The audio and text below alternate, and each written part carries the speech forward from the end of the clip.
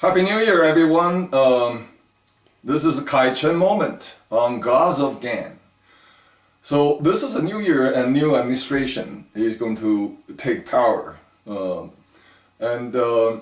hope, I have high hope and high expectations of this new Republican administration. But yet, I want to suggest a few important points to this new administration's foreign policy, especially for the Chinese and Korean and North Korean policies for U.S. policy toward Asia. And as we all know, in 1980s, Ronald Reagan confronted with this red menace with the Soviet Union. And his policy was not so much like previous administrations, to contain, to control through detente, and basically recognizing the legitimacy of the Soviet Union. But Reagan says, no, we will not recognize the legitimacy of the Soviet Union because it is an evil empire. And our policy is not to control and contain, but to decimate, to destroy the USSR. Every time Ronald Reagan went to the Soviet Union, he demanded first to meet the dissidents. He demanded first to talk to the Russian people rather than the Russian regime. Delegitimize this criminal regime. So this is what I called moral wisdom that Ronald Reagan had that eventually lead to the downfall of the Soviet Union. Your goal is to decimate China, is to destroy the last empire of communism. That is and should be the U.S. foreign policy toward Asia. Imagine, every issue revolves North Korea. It's basically the Chinese issue. China used North Korea as a diplomatic tool to blackmail U.S. and the rest of the free world. China, at the same time, used North Korea as a guard dog, not just an attack dog, but a guard dog, for the Chinese interest. And there's tremendous resentment and anger among the Chinese population. Today, Donald Trump and the administration must realize this is your biggest leverage. You're not using military or trade policy to control China, but you're using moral issues to threaten the regime from within. The administration must take issue on the issue of Mao's image.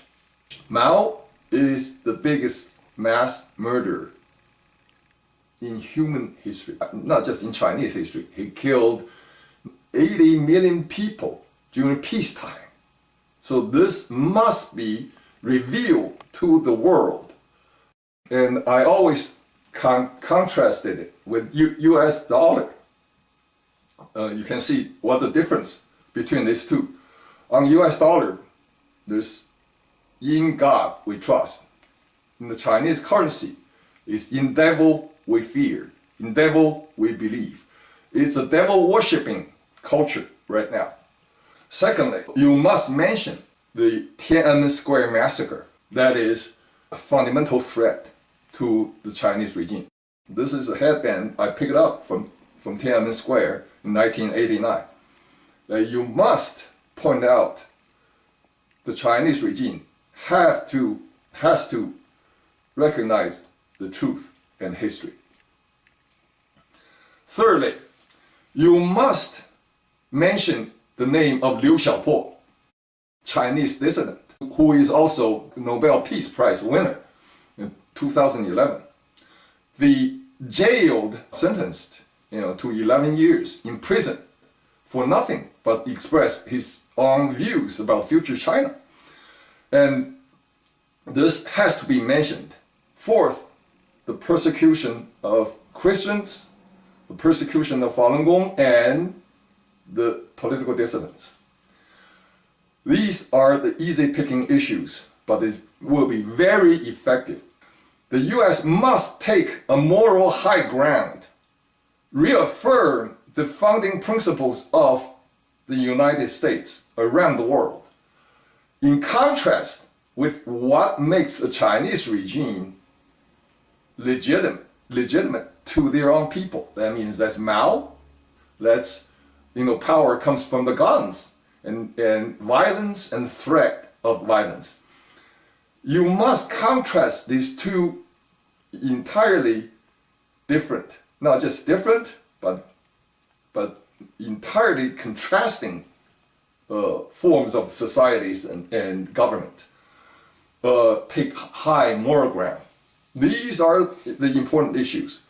The issue of defeat America's enemy around the world by reaffirming America's founding principles.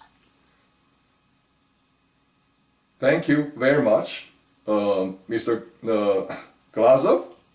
I always appreciate this moment, this opportunity to present my views for the administration. May everyone has a great and successful New Year. Thanks.